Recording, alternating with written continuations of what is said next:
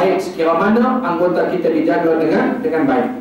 Yang keenam, tidak menggunakan ilmu untuk derhaka kepada Allah Subhanahu wa taala. Ada orang Allah berikan ilmu padanya, tetapi dia menjadi orang yang derhaka kepada Allah Subhanahu wa taala. Dia menjadi orang yang bijak pandai, cendekiawan, bangsawan. Bangsawan bukan ilmu kan? Cendekiawan, orang yang mempunyai ilmu yang banyak, tetapi dia tidak menggunakan ilmu itu ke arah mendekatkan diri dia kepada Allah Subhanahu wa taala, maka dia dianggap sebagai hamba yang derhaka kepada Allah Subhanahu wa taala atas ilmu yang ada. Bukan kata ilmu dunia saja kan, ilmu agama pun ada yang dia gunakan ilmu dia derhaka kepada Allah Subhanahu wa taala. Siapa mereka ni? Orang yang menyembunyikan. Biar Allah kata Yahudi sudahlah, Yahudi ni cukup payah untuk menerima kebenaran. Tiba-tiba kita orang Islam dah, tetapi masih juga tidak mahu menerima kebenaran. Tuan-tuan kenal Abdullah bin Salam. Abdullah bin Salam ni sahabat Nabi, dia tokoh Yahudi. Sebelum dia masuk universiti lah. Masuk Islam. Masuk universiti Islam. Zaman Nabi mana ada universiti. Sebelum dia masuk Islam ni, dia tokoh yang hebat, disandungi oleh Yahudi. Orang Yahudi ni mensanjung dia lah. Lalu dia datang berjumpa dengan Nabi SAW.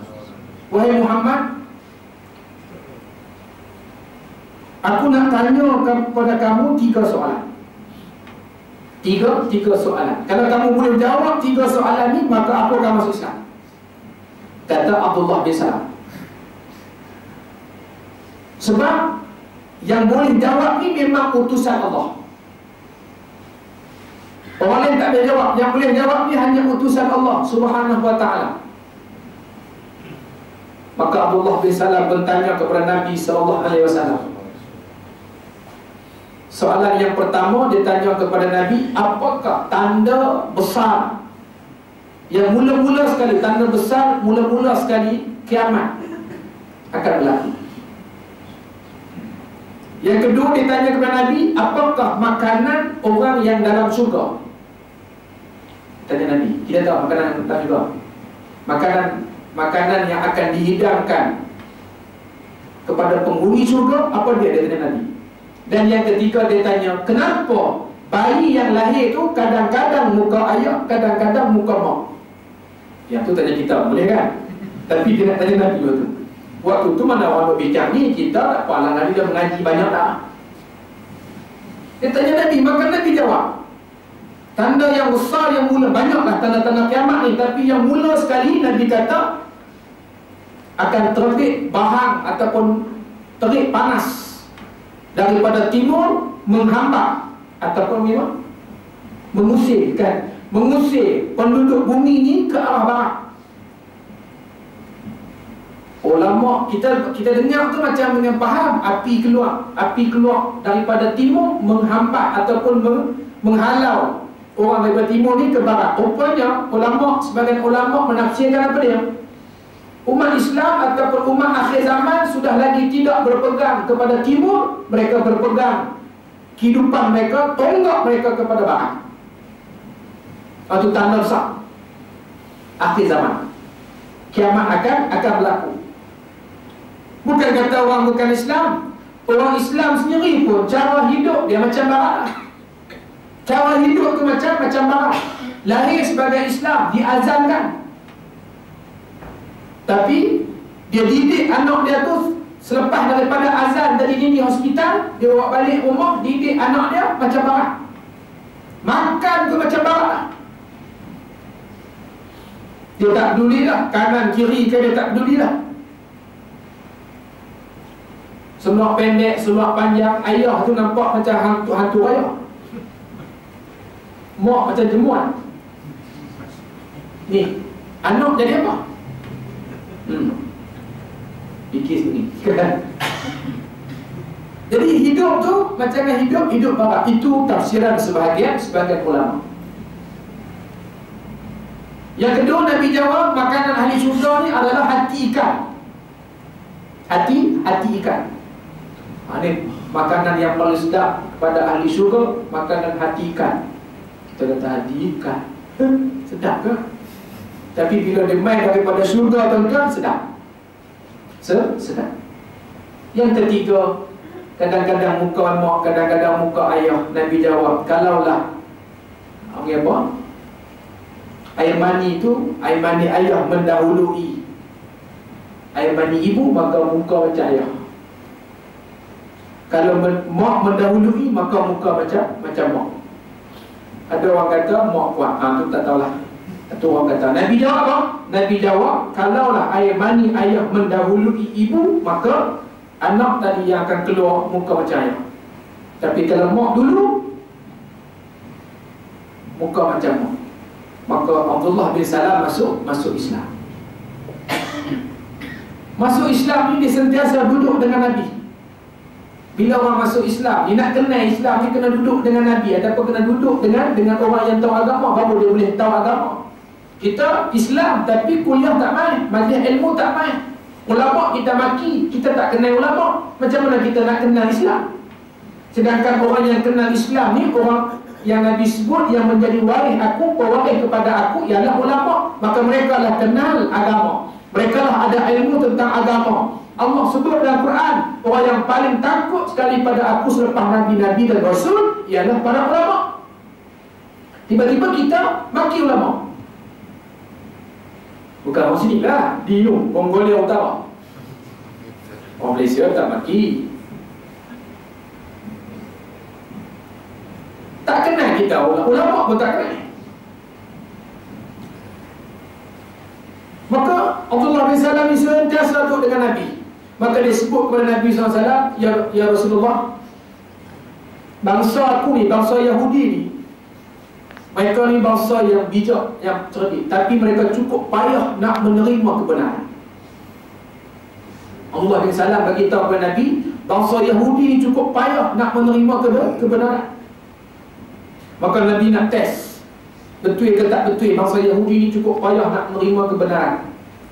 Maka Nabi ajak Abdullah bin Salam pergi berjumpa dengan sekumpulan orang-orang Yahudi. Tapi Nabi kata, Abdullah bin Salam, menyorok dulu, jangan masuk lagi, menyorok dulu. Jadi orang Yahudi ni tak tahu. Kata Abdullah bin Salam pun datang juga. Lalu Nabi tanya kepada orang Yahudi ni, wahai saudaraku, apa pandangan kamu tentang Abdullah bin Salam? Maka mereka pun jawablah, Abdullah bin Salam ni umpama bintang kepada kami, umpama matahari kepada kami. Dialah yang menyinari kami, dialah yang tunjuk ajar kepada kami, dialah orang yang paling baik di kalangan kami, dialah orang yang paling kami sanjungi. Tu. Memang orang kata Abdullah bin Salam tokoh Yahudi, ilmu banyak, orang yang bijak pandai. Lepas tu Nabi tanya, macam mana pula kalau sekiranya Abdullah bin Salam masuk Islam, apa pandangan kamu? Dan Yahudi kata, tak mungkin. Tak mungkin Abdullah bin Salam akan masuk Islam, sedangkan dialah ajar kami supaya menentang Islam. Dialah yang menceritakan buruknya Islam ini semua. Dialah ceritakan, tak mungkin dia masuk Islam.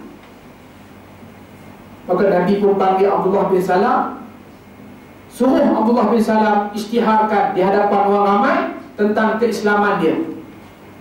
Maka Abdullah bin Salam pun mengisytiharkan, kata dia telah menerima agama yang dibawa oleh Nabi Muhammad SAW.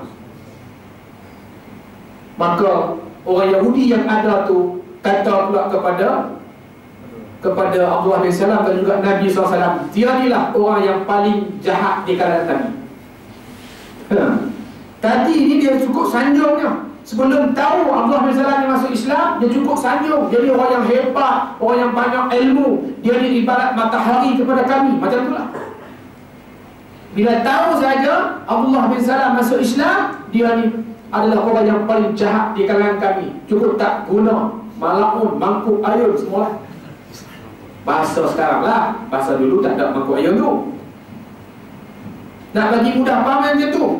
Maknanya Nabi kata betul lah, bangsa Yahudi ni dia cukup payah nak menerima kebenaran. Dan bukan kisah tu sahaja. Dalam hadis Nabi SAW, dalam Al-Quran pun Allah ceritakan bagaimana bangsa Yahudi ni yang disesatkan Allah Subhanahu Wa Taala selama 40 hari.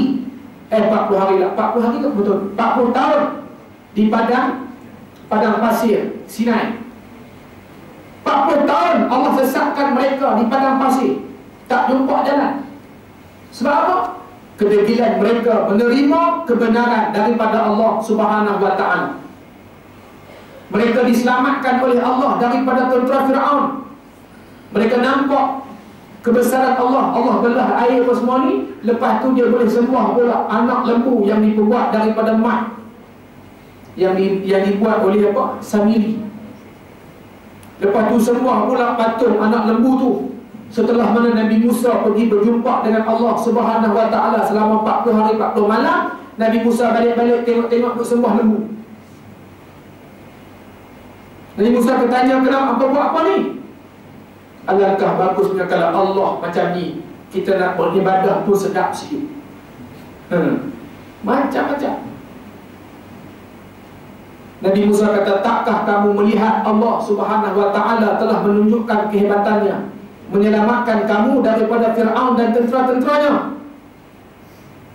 Dia pun nak tengok juga Allah. Maka dia buat anak patung lembu untuk lihat Allah Subhanahu Wa Taala.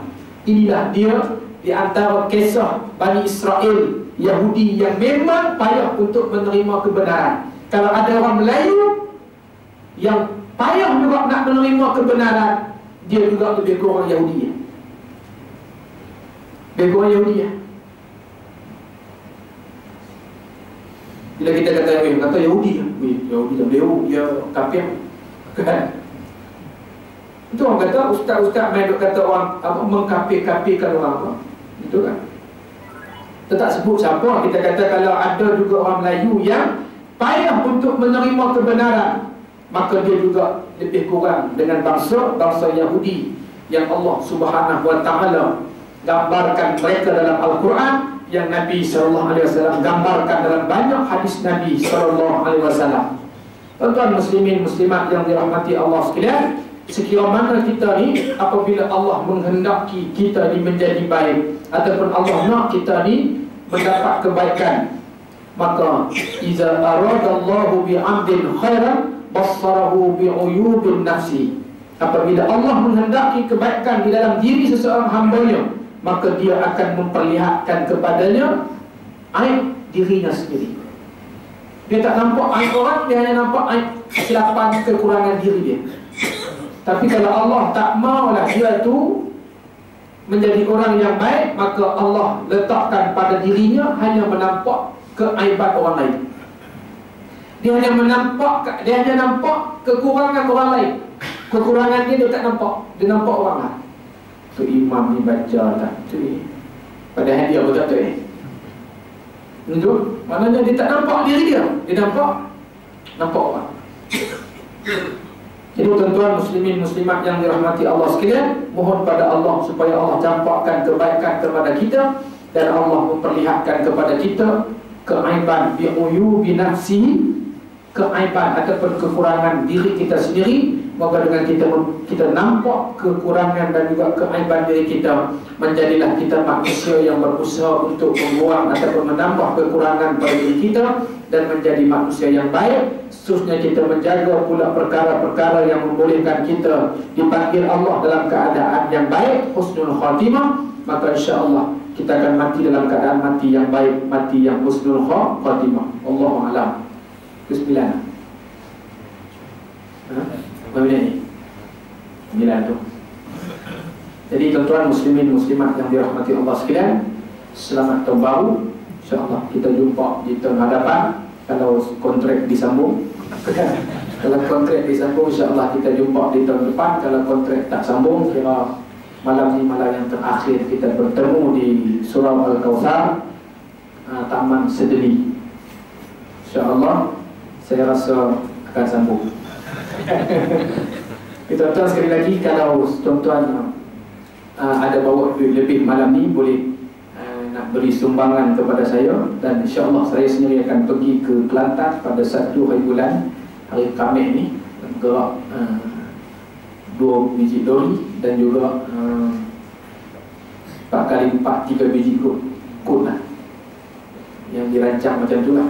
Kalau tak ada tarik diri, insya-Allah kita akan bergerak pada hari Khamis, dan grup yang kedua daripada Tanjung Karang pada hari Jumaat. Kita akan tumpu ke Mandi Urai. Itu air lagi kurang lagi, insya-Allah kita akan duit-duit yang ada kita akan beli baju-baju sekolah, dan juga kita akan bawa buah-buah kurma. Sampai ada yang 2 minggu tak makan pun ada, 2 minggu tak makan ada, tak sempat nak bawa apa pun. Dan orang nak hantar makanan pun tak boleh, pun tak ada. Yang terbaliknya, yang pun tak ada, sampai orang hantar dalam Facebook, orang hantar dalam alamannya ni, kata mana pun bekalan makanan barulah nak arahkan TLDM, geram juga aku. Kan?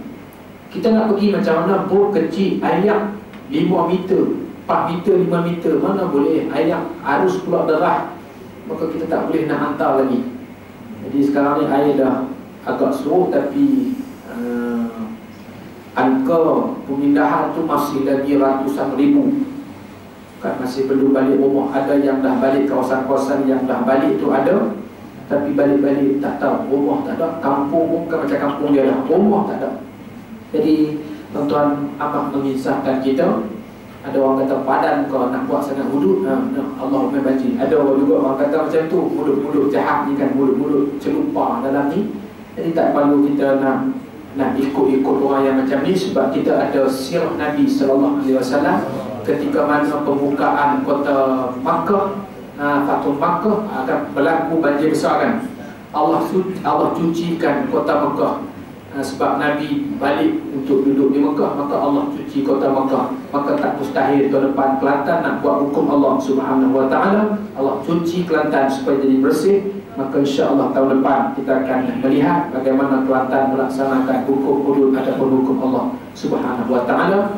InsyaAllah akan berjanji juga di Selangor. Kita berusaha untuk pastikan bahawa balik, walaupun ada suara-suara yang kata kita nanti dulu belum masalahnya lagi, tapi insyaAllah kita akan berusaha ke arah itu, memastikan hukum Allah Subhanahu Wa Taala tertegak di negeri Selangor. Dan juga bukan sekadar itu, kita nak memastikan hukum Allah tertegak dalam negara Malaysia, insyaAllah. Itu niat dan cita-cita azab kita sebagai orang Islam, untuk memastikan hukum dan arahan Allah berada pada tempatnya, insyaAllah. Sekadar itu saja. Yang baik datang daripada Allah, yang tidak baik semua datang daripada keterlanjuran dan juga keceluparan, kekurangan ilmu yang ada pada saya. Mohon ampun pada Allah, minta maaf pada tuan-tuan muslimin muslimat sekalian.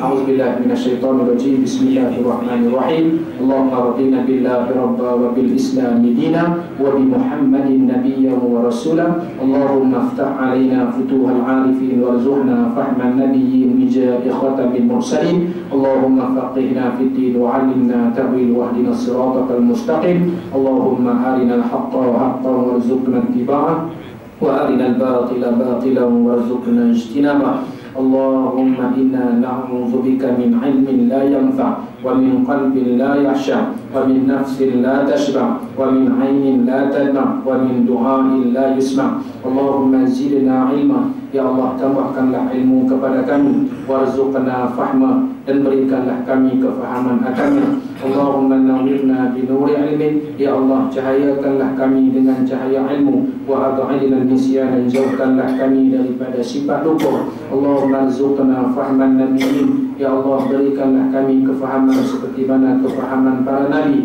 Allahumma ja'al jam'ana hadza jam'an marhuma wa tafarruqana min ba'dihi tafarruqan maqsuma. Sallallahu alaihi wasallam Muhammad wa ala alihi wa sahbihi wa baraka wa sallam.